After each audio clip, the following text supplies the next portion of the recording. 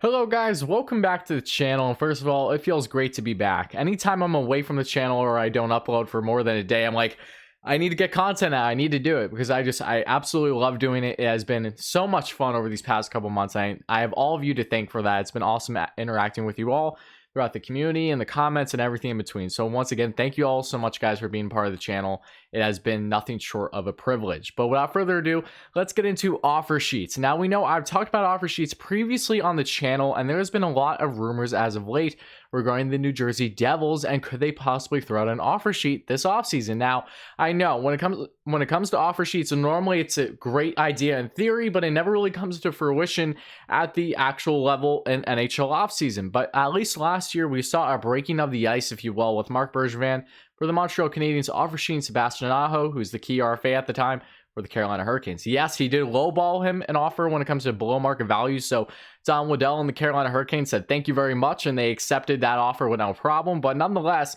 I think NHL GMs have had a better grasp as to how to properly execute an offer sheet. And while it may seem a stretch at this point in time, if there's any time to think about an actual offer sheet to not just happen, but to be accepted and executed, it's in a flat cap era like this offseason with everything being so unprecedented. So without further ado, let's get right into this video, guys, and stay along for the entire video to find out all the deets and all the information about the New Jersey Devils and their possible offer sheet possibilities this offseason. But without further ado, let's talk about, once again, this Devils team and what has happened with them this offseason. They've had a great offseason trading for guys, whether it's Ryan Murray from the Columbus Blue Jackets for a salary dump early game for just a draft pick.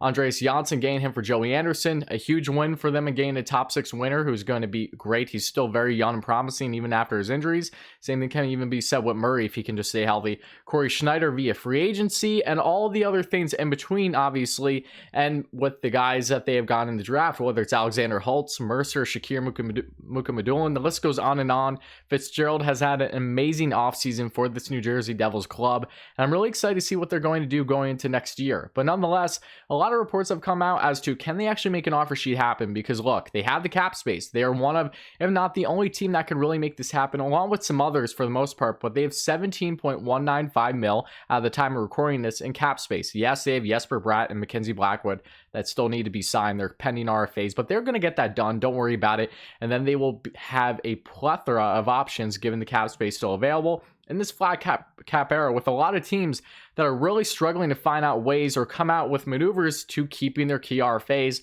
with trying to do salary dumps that just simply haven't been executed yet from what we've all seen. But nonetheless, when it comes to this Devils team and their GM search before Fitzgerald became the permanent GM for the New Jersey Devils, there has been other guys, of course, that were in the running there. And when that happened, the reports that have come out that one of the main factors into bringing the GM was their willingness to, in fact, do an offer sheet, and an aggressive one. And I found that really alarming in a sense, because we don't see that much in the NHL and really haven't throughout since offer sheets were really prominent. So to see this come to fruition with the Devils really looking like they want to make an offer sheet happen sooner rather than later, that's very appealing. I think Fitzgerald can definitely be that guy to make it happen. He clearly is. I think that was part of the reason why they brought him in nonetheless. But for the Devils' sake, a lot of great things can happen with them this offseason, with a lot of teams that they can take full advantage of when it comes to offer sheets. Now, look, they don't have their own second round pick, and when it comes to offer sheets, you need your own picks in order to make that happen. Say if the player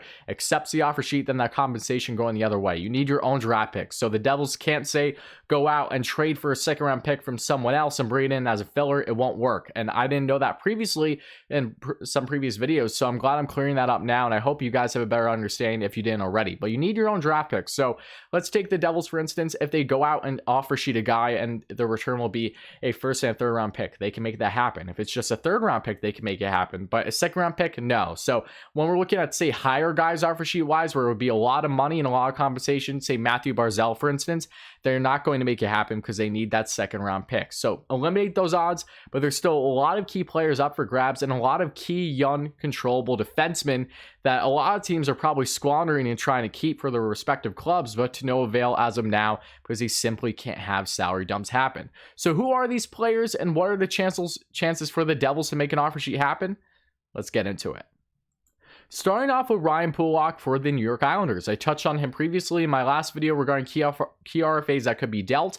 And yes, I know Ryan Pulock is a coveted New York Islander, no question. Islanders fans don't want to lose him, and I don't blame him. He's one of the best up-and-coming two-way defensemen in the game today, and Lou Lamoriello is definitely going to do everything he possibly can to not lose him this offseason. And look, when you look at the side of things for Pulock, even if he say gets offer sheet, he still needs to accept it at the end of the day. So it's really up to not just the team offer sheet per se, but it's up to him as well, committing to that offer sheet and accepting it, because he can surely decline it and say, no way, I'm going to stay on the Islanders, even if it's say for a pay cut, whatever it may be. So those are all possibilities, but nonetheless, the Islanders have 8.9 mil currently cap space, and they don't just have Pulock, they have Matthew Barzal as a pending RFA. And if you would think that Barzal was going to take a significant pay cut, I have a feeling that deal would have happened already. So Lou Lamoriello is trying to do everything he possibly can to free up cap space. He already got rid of Devon Toews, who was another controllable defenseman who was an RFA to the Colorado Avalanche for a couple second-round picks. Avs won that trade, no doubt, as Toews is a stud. But nonetheless, they already had a cap casualty in Toews, so can they handle another one? Pulock, they might not. They might have their hands tied. Lou Lamoriello might be in a tight bind right now, because you have guys like Johnny Boychuk on a cap hit of 5.6 mil, I should say, for another 2 years. He has a modified no trade clause.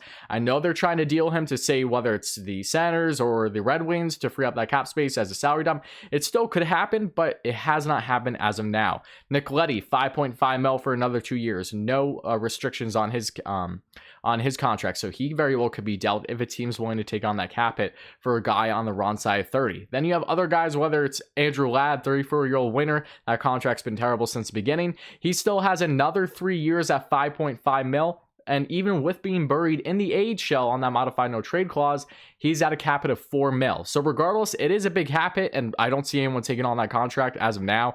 And then Cal Clutterbuck, who's on 3.5 mil for another 2 years. He's a guy who could be a cap casualty. But nonetheless, the Islanders want to free up this cap space in order to key their two coveted RFAs.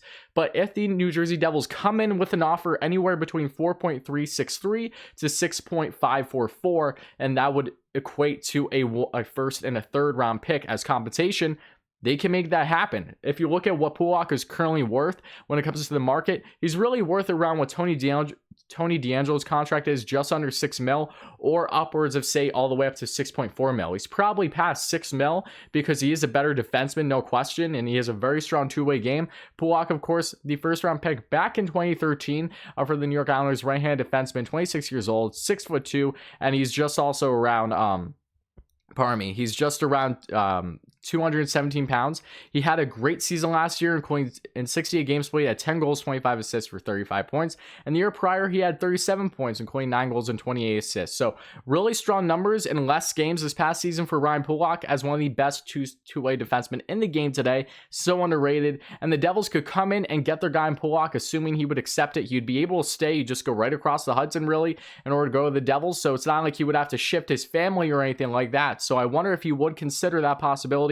And I surely know that if the Devils are going to go for an offer sheet, they're going to be going for a defenseman more than likely, because the market just isn't nearly as there for forwards. I think it is definitely in their best bet to go for a more controllable defenseman, which is some of the biggest needs that they currently need on that blue line. So Pulock, be on the lookout. The Islanders, if they don't make any of these cap dumps happen with these other big contracts, you very well could see Ryan Pulock go to the New Jersey Devils as an offer sheet, probably around anywhere between 6 and 6.4 mil. But nonetheless, the Devils can make it happen, so we'll see if that comes to fruition. Next up, we have Mikhail Sergachev, the most coveted RFA currently, no doubt about it. Sergey, we all knew there's been so much rumors, and I've talked about him in the past. He was another guy that I talked about that could be trade bait, but it's definitely stretching because Tampa Bay is definitely going to try not to trade him unless they're in quite the bind, but they could still be susceptible to an offer sheet coming from the Devils' way. This has been the most coveted guy that we have seen in these rumors, and for great reason, because when you look at Sergachev, he's only 22 years of age as of now. He just came off of a Stanley Cup victory, having a key part to that Tampa Bay Lightning success. And when you look at them, they currently only have 2.895 mil in cap space, and they have some key RFAs along with not just Sergey. They have, yes, the young and upcoming centerman in Anthony Cirelli, who's one of the better two-way centermen in the game today already. And then you have Eric Chernak, who's another solid defenseman that they have, all RFAs. So you have that. You can't even afford one of them, really, maybe Chernak, but that's about it when it comes to their current cap space.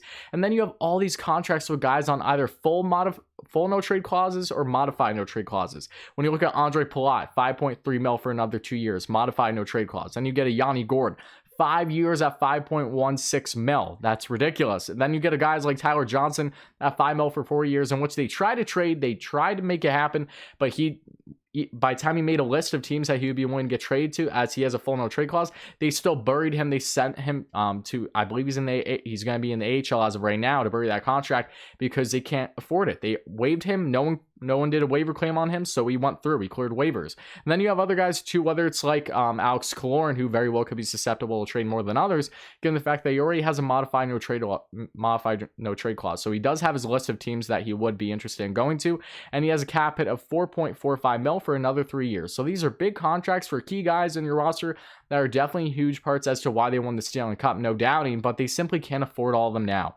But here's the thing.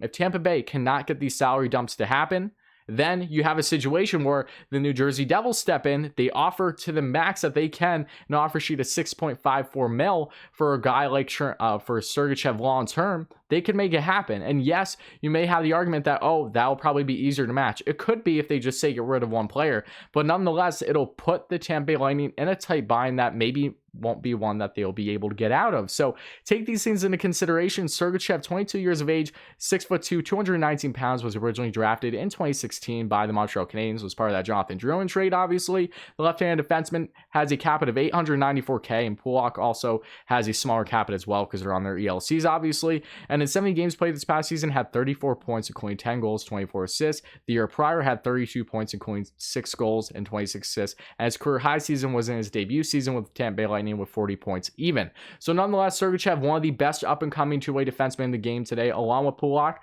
But Sergachev, I think, is ahead of him in certain aspects of his game. But nonetheless, an amazing young defenseman, and he has a 4-year gap between him and Pulock as well. So it just shows how poised he is at a young age, and has been strong in the playoffs for them in his young career, and would be huge for the New Jersey Devils if they can make this offer sheet happen. And if they do, how much time would the Tampa Bay Lightning have in really being able to squander, possibly trading off one or more of these players in order to free up the cap? I'm not sure, but look out for the Devils to be aggressive with these offer sheets, and Sergachev is definitely the biggest prize that they can possibly go after this offseason, and making an offer sheet happen, giving up the first and third round pick, no problem. And then you see Mikhail Sergachev leaving the Tampa Bay Lightning, should he accept the offer, obviously. Last but not least, we have Vince Dunn. He was a guy that I was debating on adding him, but it really makes sense to add him in this video as another key RFA that really could see himself out of St. Louis this offseason, because just on the forefront, the Blues only have 1.175 mil in cap space. And when you look at their key contracts that they would love to get dealt, but it simply won't happen as of now at least, is Jaden Schwartz at a cap hit of 5.345 mil, 5.34 mil, I should say, for another year. And then he's a UFA, modified no trade clause. Tyler Bozak at 5 mil for another year, and Alexander Steen at 5.75 mil for another year. The biggest cap hit of the three when he plays bottom 6 minutes, and has been for these past couple years. Steen is currently on injured reserve, but nonetheless, he's still a huge cap hit for them, and they don't have any money to afford Dunn at this point in time. Now, could Dunn, like say these other free agents I've talked about, sign a shorter term, smaller AAV contract? Sure. Or could they do it where they say don't make any money their first year or first 2 years, but longer term it really expands? They definitely could do that as well. We have been seeing more of a trend with that, with guys having backloaded contracts. That's been basically the norm with all the signings that we've seen this offseason. But nonetheless, Dunn is a very underrated defenseman. The 24-year-old left-hand defenseman was originally drafted in the second round just back in 2015. And this past season, the 24-year-old in 71 games played had 23 points, including 9 goals and 14 assists. The year prior, however, was really his breakout year with 35 points, including 12 goals and 23 assists. That was the year the St. Louis Blues went on to win the Stanley Cup. Has been pivotal for them in playoffs as well. A young, controllable defenseman who has a lot to give at 6 foot, 203 pounds, and really is a guy who could be one of, if not the most realistic option for the Devils, because if you look at, you can make the argument that maybe Dunn isn't worth at least 4.3 mil. I would definitely say he is from his defensive game. He's a strong two-way defenseman who's very sound in his own zone, and even if you have to do an overpayment through offer sheet, you definitely do that if you're the Devils to get a guy like Dunn long term. He's a fantastic young and upcoming defenseman,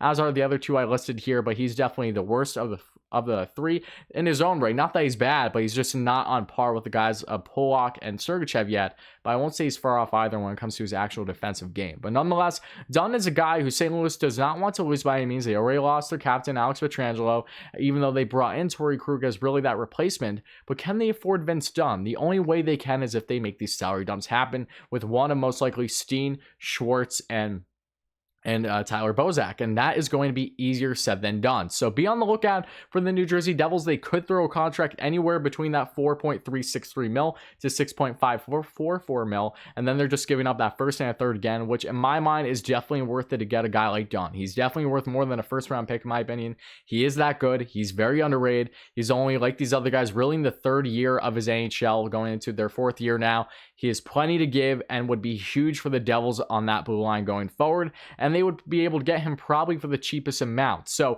if, say, they're worried about the Tampa Bay Lightning being able to match Sergachev's offer, for instance, or even the Islanders to an extent when it comes to Pulock, even though it will be tough for them, salary dumps need to happen for either of these teams. So assuming that they can't make them happen, or at least one of these three teams is not able to make a salary dump, it just makes them that more susceptible to being offer sheet by the New Jersey Devils. So look out, guys. The Devils, I expect them to make a big splash this offseason. I do not think they're done yet. So be on the lookout for them to make an offer sheet for one of these three defensemen.